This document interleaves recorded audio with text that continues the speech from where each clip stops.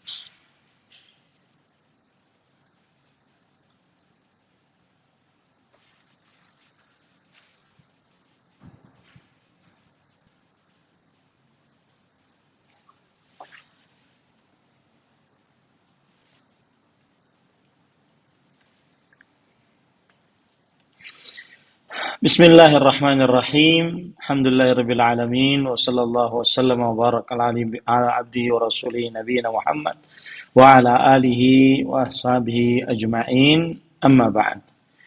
Adapun hadis tentang pembagian bulan Ramadan bahwa awaluhu rahmah, kemudian awsatuhu maghfirah, kemudian yang terakhir adalah itqun minan nar. Maka para ikhwah yang dirahmati oleh Allah Subhanahu wa taala, hadis ini diriwayatkan oleh sebagian ulama yang mempunyai kitab-kitab hadis, di antaranya yaitu Imam Ibnu Khuzaimah rahimahullahu taala, dan juga Imam Ibnu Syahin di dalam kitab Fadhailur Ramadan, dan Imam Al-Baihaqi dalam kitab Syu'ab al-Iman, dan juga dalam kitab Fadhailul Awqat. Dan ini adalah potongan hadis dari hadis yang masyhur dari hadis Salman Al-Farisi radhiyallahu anhu. Dan Imam Ibnu Khuzaimah ketika menyebutkan hadis ini, beliau mengatakan in sahhal khabar, yang artinya dipahami dari hadis ini bahwa Imam Ibnu Khuzaimah belum menekankan kesahihan dari hadis ini, belum menekankan kesahihan dari hadis ini. Adapun Al-Hafidz Dhiya Al-Maqdisi di dalam kitab As-Sunan dan Al-Ahkam, beliau mengatakan bahwa hadis ini dari riwayat Ali bin Zaid bin Jud'an. Dan Ali bin Zaid adalah seorang rawi hadis yang dibincangkan oleh para ulama hadis tentang keberadaannya di dalam meriwayatkan hadis. Seperti Imam Ahmad dan Yahya ibn Ma'in mengatakan laisa bisyai', bahwa Ali bin Zaid bin Jud'an bukan rawi yang apa-apa, maksudnya tidak ada nilainya rawi ini. Kemudian Imam Bukhari rahimahullah mengatakan bahwa hadis ini Ali bin Zaid bin Jud'an la yuhtajju bihi, artinya rawi yang tidak bisa dijadikan sandaran. Ya, kemudian Imam Al-Aini dalam kitab Umdatul Qari' mengatakan la yasihhu isnadu wa fi sanadihi Iyas, di dalam syaratnya tidak sahih karena di dalam syaratnya ada seorang Iyas, ya, Iyas. Dan Iyas ini adalah seorang yang tidak dikenal, la yu'raf, wal khabaru munkar, dan hadisnya adalah munkar. Begitu juga Al-Hafidz Ibnu Hajar Al-Asqalani rahimahullahu taala mengatakan bahwasanya madaruhu ala Ali ibni Zaid. Hadis ini sumbernya dari seorang rawi yang bernama Ali bin Zaid, wa huwa dhaif, dan dia adalah seorang rawi yang lemah. Adapun Yusuf bin Ziyad maka dhaifun jiddan. Dia adalah seorang rawi yang lemah sekali, dan Iyas bin Abdul Ghaffar maka kata Al-Hafidz Ibnu Hajar Al-Asqalani rahimahullah dalam kitab Ittihafil Mahrah, yaitu fama araftuhu, aku tidak mengetahuinya. Dan hadis ini juga dilemahkan oleh Imam Al-Albani rahimahullahu taala dalam kitab Silsilat Al-Ahadits Ad-Dha'ifah wal Mawdu'ah, dan beliau mengatakan hadis ini adalah hadis yang mungkar. Hadis yang mungkar. Hadis ini juga disebutkan oleh Imam Al-Uqaili dalam kitab Ad-Du'afa Al-Kabir, dalam kitab rawi-rawi yang lemah yang besar, ya. Hadisnya yaitu awwalu syahri Ramadan rahmah wa awsatuhu maghfirah wa akhiruhu itqun minan nar. Yaitu hadis yang menyebutkan bahwa bulan Ramadan pertamanya adalah rahmah dan pertengahannya adalah ampunan dan akhirnya adalah pembebasan dari api nerakanya Allah Subhanahu wa taala. Wallahu a'lam. Nah, bagi yang mengikuti lewat Instagram dan juga lewat lewat Facebook bisa mengirimkan pertanyaan, nanti bisa langsung saya jawab juga sesuai dengan pengetahuan yang dimiliki. Wallahu a'lam. Nah,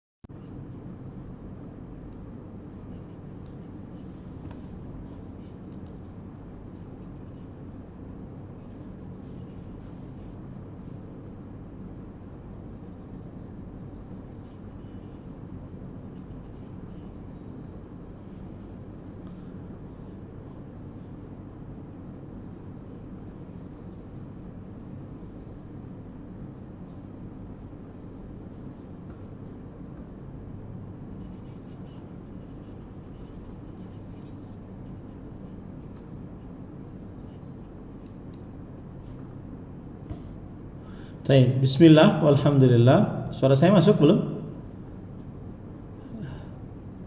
Baik, bismillah, walhamdulillah, wassalatu wassalamu ala rasulillah wa ala alihi wa sahbihi wa man wala. Apa tadi pertanyaannya?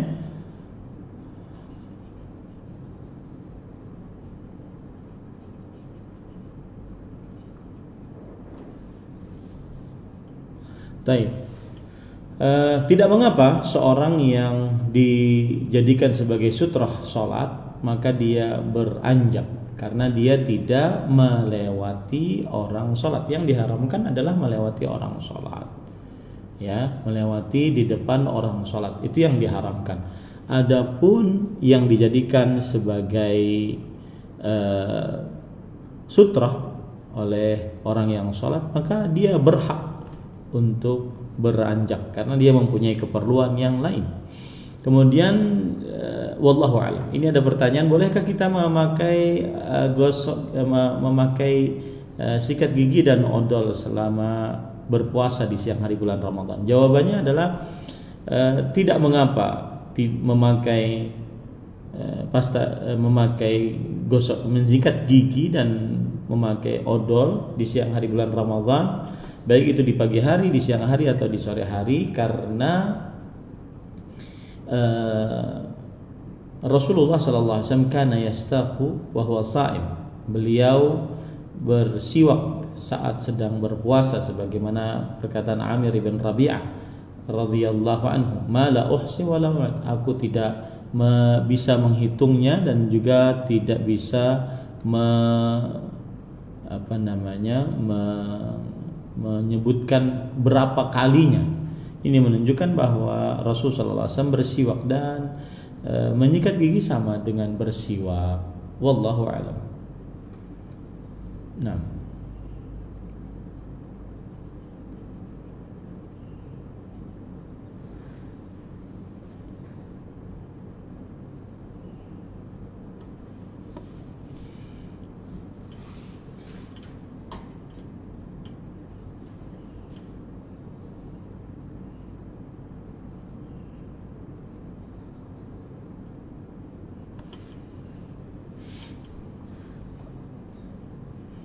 Gimana hukum sholat di belakang imam yang sholat tarawehnya 4-4-3 dan adakah pembacaan tilawah Al-Quran dan ceramah taraweh? Jawabannya, Bismillah, Waalaikumsalam warahmatullahi wabarakatuh.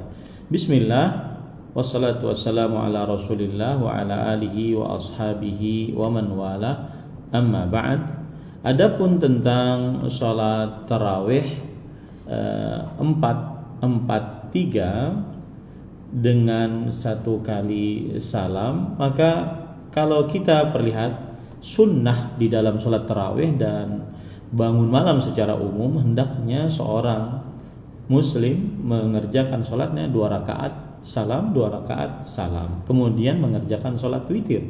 Hal ini berdasarkan hadis riwayat Bukhari dan Muslim dari Abdullah bin Umar radhiyallahu anhuma. Beliau berkata, sa'ala rajulun an-nabiy sallallahu alaihi wasallam wa huwa 'ala al-minbar ma tara fi salatil lail, qala mathna mathna fa idza khashiya as-subha shalla wahida fa awtarat lahu ma shalla.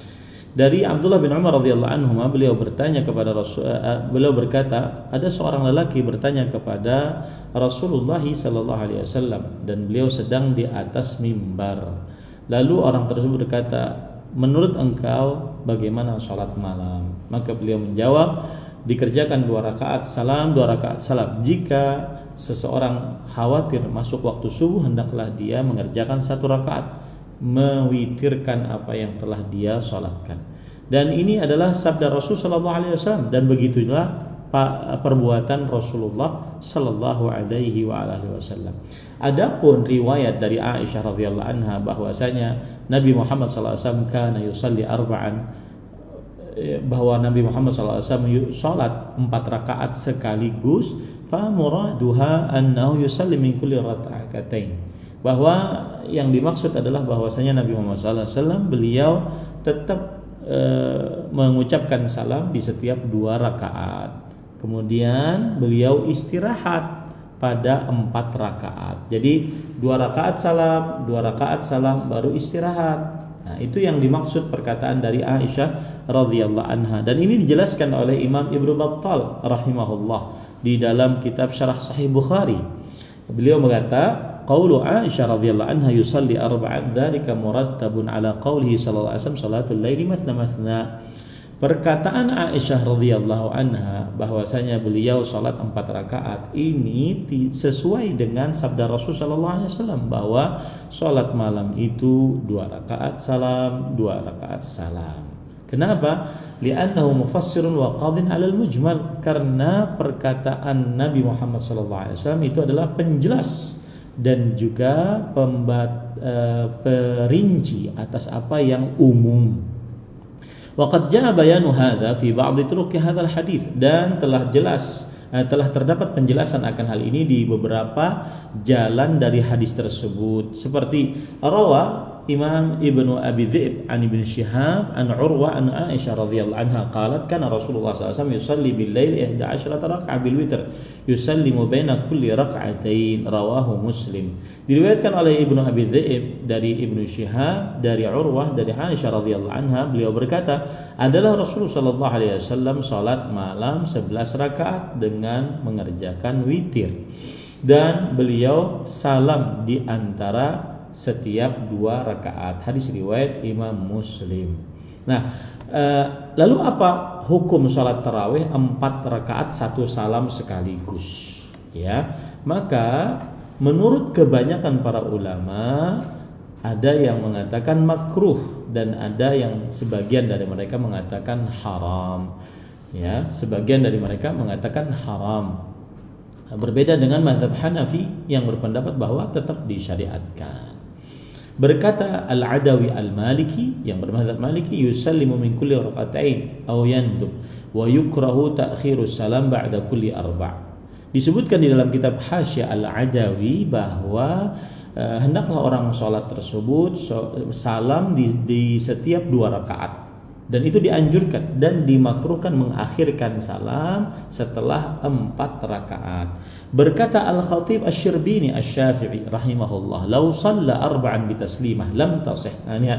Berkata Imam Al-Khatib Asy-Syirbini Asy-Syafi'i bermadzhab Syafi'i, kalau ada orang sholat 4 rakaat 1 kali salam sekaligus, maka tidak sah li'annahu khilaful masyru' karena ia berbeda dengan yang disyariatkan. Bi khilafi sunnatiz zuhur wal asr, berbeda dengan sunnah zuhur dan asar. Wal farqu bainahuma anna at-tarawih li masyru'iyyatil jama'ati fiha ashbahatil fara'id fala tughayyara amma waradat. Dan berbeda di antara keduanya bahwa tarawih disyariatkan berjamaah di dalamnya, disamakan dengan sholat wajib, maka tidak dirubah dari apa yang sudah disebutkan. Ini disebutkan dalam kitab Mughni al-Muhtaj. Imam Al-Buhuti yang bermadzhab Hambali mengatakan auzada ala itsnaini lailan walau jawaza thamanian alimal adad aw nasiyahu bi salamin wahid kurih. Atau dia menambah 2 rakaat di malam hari, kalau seandainya dia melebihi dari 4 rakaat atau mengetahui jumlah bilangan atau lupa, kemudian dia 1 kali salam saja, maka ini dimakruhkan. Begitu juga ini adalah pendapat dari Imam Ibnu Baz rahimahullahu taala. Nah, wallahu a'lam.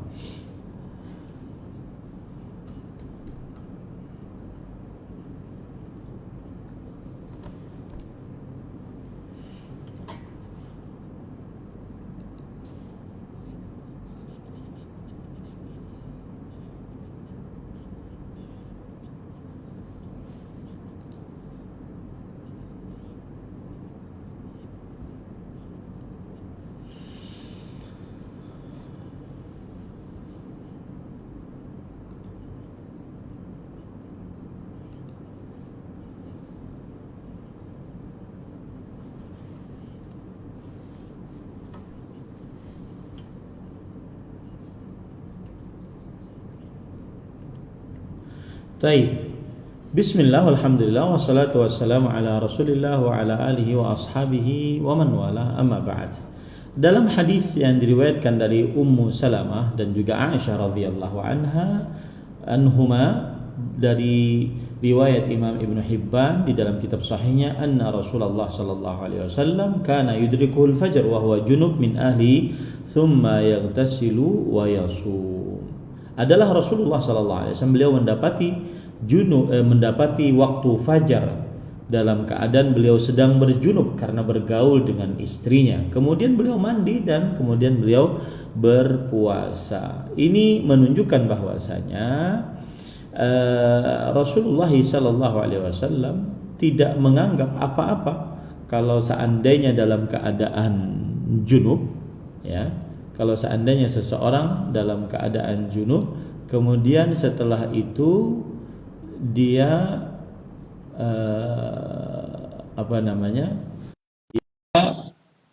lalu mandi kemudian berpuasa. Ya, ini tidak mengapa. Lalu dia mandi kemudian dia berpuasa. Wallahu a'lam. Nah.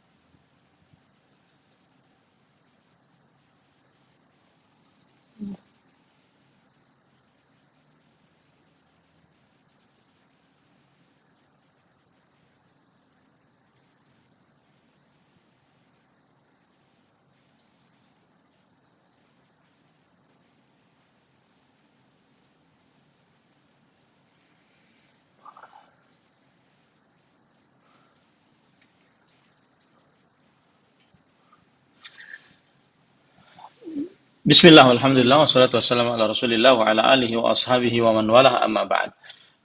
Adapun anak yang autis, ini permasalahannya adalah pada apakah dia bisa meletakkan niat atau tidak.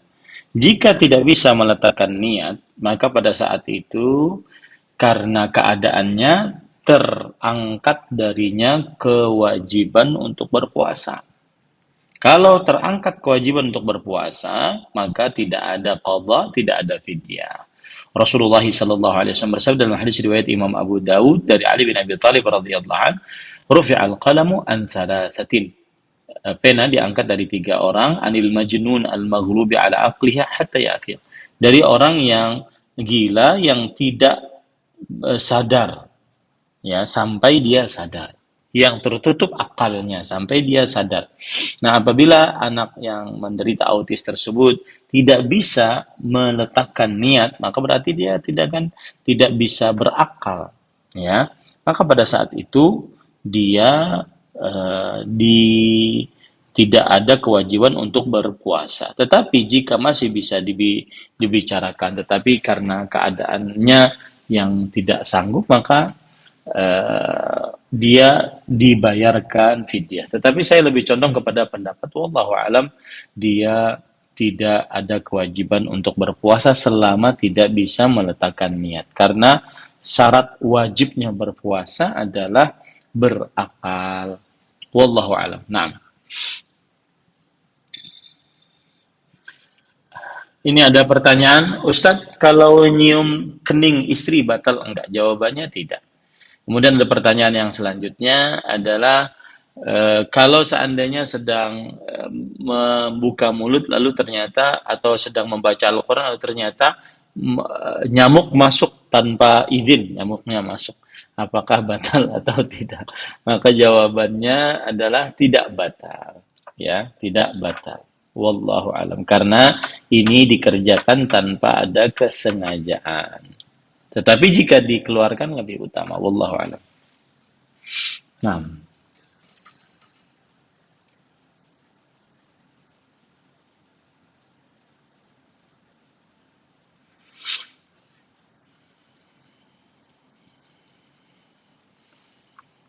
Bismillah, alhamdulillah, wassalatu wassalamu ala rasulillah wa ala alihi wa sahbihi wa man wala amma ba'd. Seorang muslim wajib menghormati bulan Ramadan. Sebenarnya orang muslim wajib menghormati bulan Ramadan. Dan juga orang kafir, mereka sebenarnya diwajibkan untuk berpuasa Ramadan. Tapi karena mereka kafir, mereka tidak sah puasanya dan tidak wajib. Tetapi di akhirat menurut Islam, mereka akan dikenai hukuman atas tidak mengerjakannya puasa, kemudian yang kedua atas kekufuran mereka. Oleh karena itu tidak boleh seorang muslim bersengaja berjualan makanan di siang hari bulan Ramadan untuk menyediakan bagi orang-orang yang tidak berpuasa, baik itu muslim apalagi ataupun orang-orang yang kafir, agar menghormati bulan Ramadan, agar mengagungkan bulan Ramadan. Wallahu alam. Nah,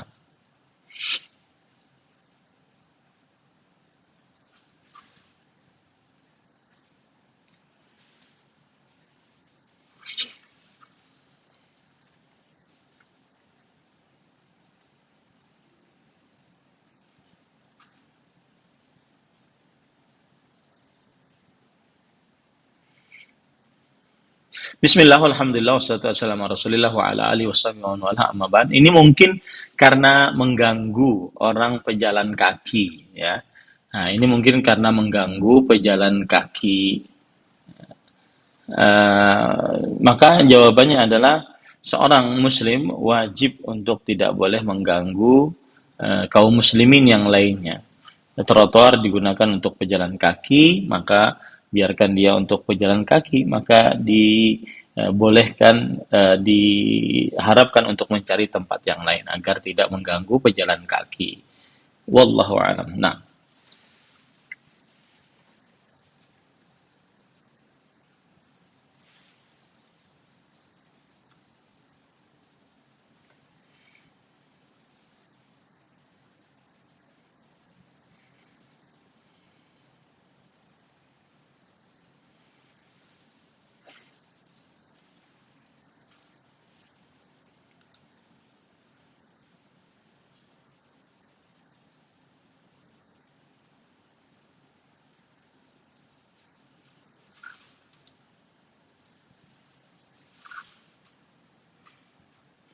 apa saja amalan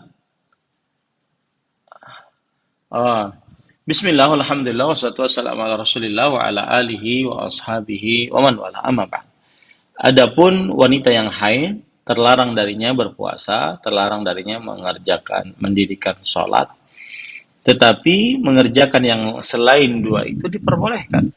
Seperti misalkan dia bisa berzikir, berdoa, kemudian dia bisa membaca Al-Quran dari hafalannya, dia bisa bersedekah, dia bisa membukakan puasa orang lain, masih banyak amalan-amalan lain yang bisa dia kerjakan meskipun dia dalam keadaan haid dan nifas. Wallahu a'lam.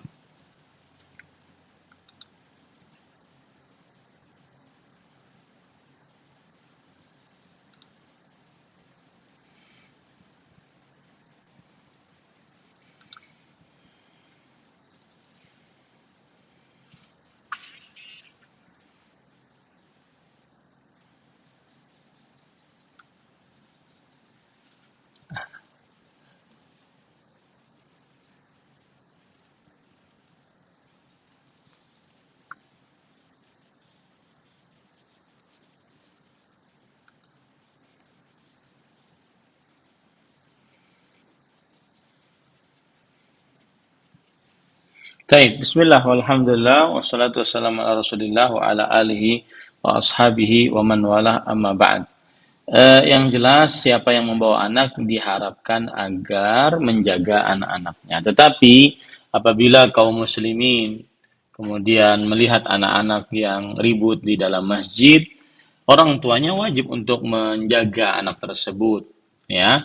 Tetapi kaum muslimin yang lain harus bersabar. Daripada anak-anak tersebut di luar masjid, dia main-main yang haram, mendingan dia di masjid. Bersabarlah kepada anak-anak tersebut. Tetapi orang tuanya wajib untuk menjaganya. Nah, dari sini kita berimbang ya. Orang tua diperingatkan, kemudian juga para kaum muslimin yang tidak membawa anak juga bersabar. Anak-anak di dalam masjid lebih baik dibandingkan mereka di luar masjid.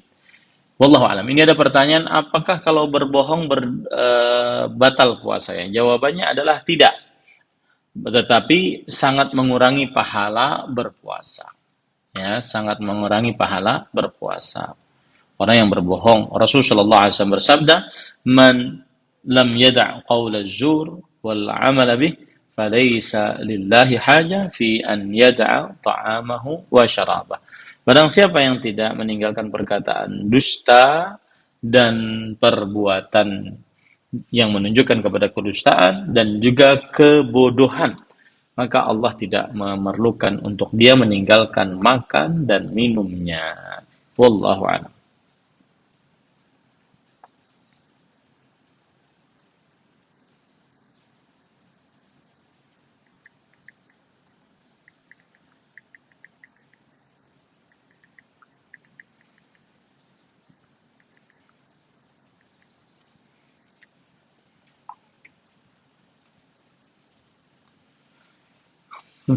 Bismillah, alhamdulillah, wassalatu wassalamu ala rasulillah.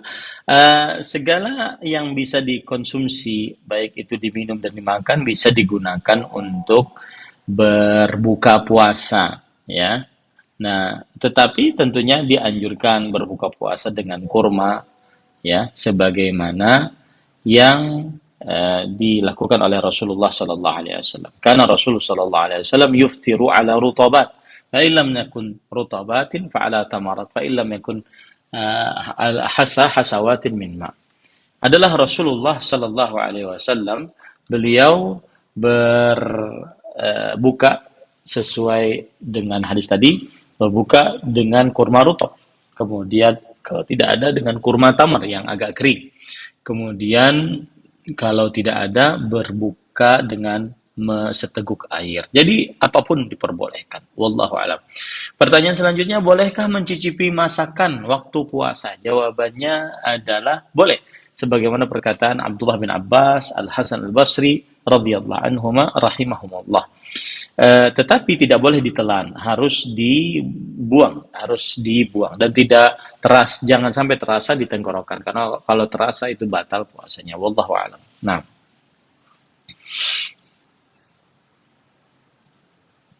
silakan. Ya.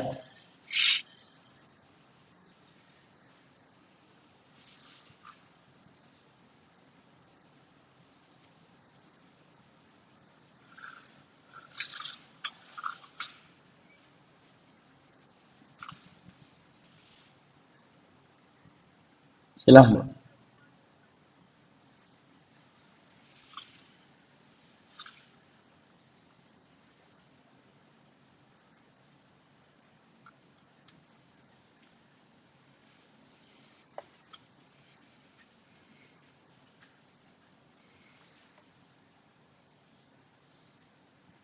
Bismillah, alhamdulillah, wassalatu wassalamu ala rasulillah wa ala alihi wa sahbihi wa man wala amma ba'd.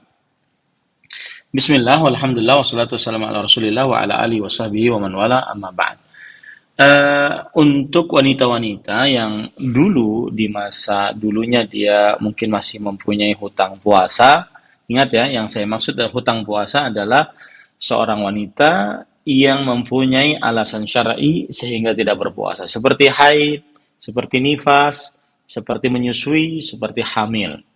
Ya, maka ini atau sakit ataupun bersafar dan orang-orang yang diperbolehkan untuk tidak berpuasa lainnya. Lalu belum membayar hutangnya, maka wajib untuk membayar hutangnya. Dan pembayaran hutang terhadap Allah lebih utama dibandingkan yang lainnya. Oleh karena itu,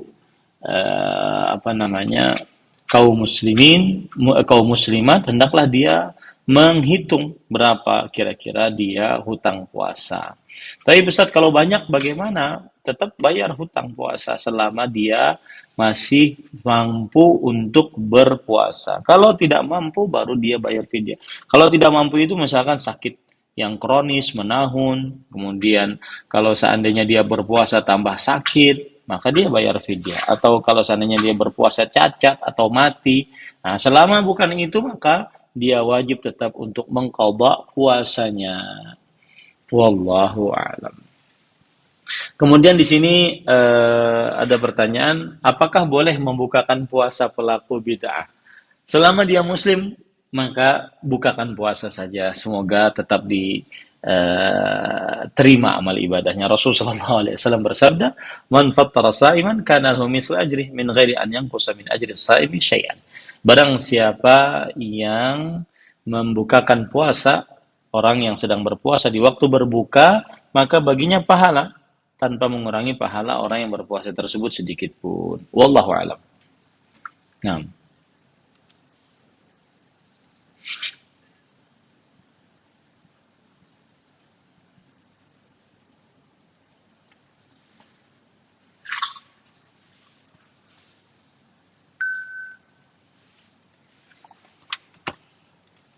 Bismillah, alhamdulillah, wassalatu wassalamu ala rasulillah wa ala alihi wa ashabihi wa man wala.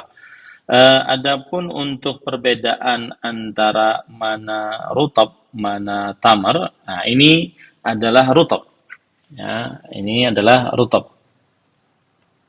Nah, yang sebelah sini ini adalah tamar. Sedangkan yang sebelah sini ini adalah rutab. Ya. Nah, dan ini apabila memilikinya, ya, dianjurkan oleh para ulama seperti Imam Al-Qayyim rahimahullahu taala. Kemudian mana yang lebih didahulukan, air atau kurma? Maka jawabannya adalah kurma. Sebagaimana hadis Rasulullah SAW, karena Rasulullah SAW la yusalli hatta yuftiru ala rutabat. Rasulullah SAW tidak berbuka sampai beliau beliau tidak sholat sampai beliau berbuka dengan rutab. Kalau seandainya tidak ada rutab, dengan kurma, tamar. Kalau seandainya tidak ada kurma, maka beliau meneguk air. Maka yang didahulukan adalah rutab. Kemudian setelah itu kurma, tamar kalau ada. Kemudian kalau tidak ada juga, maka bisa dengan air. Ini semuanya adalah hukumnya sunnah. Tidak mengapa seseorang mau berbuka dengan apapun selain rutab, terlebih dahulu tidak mengapa. Wallahu a'lam.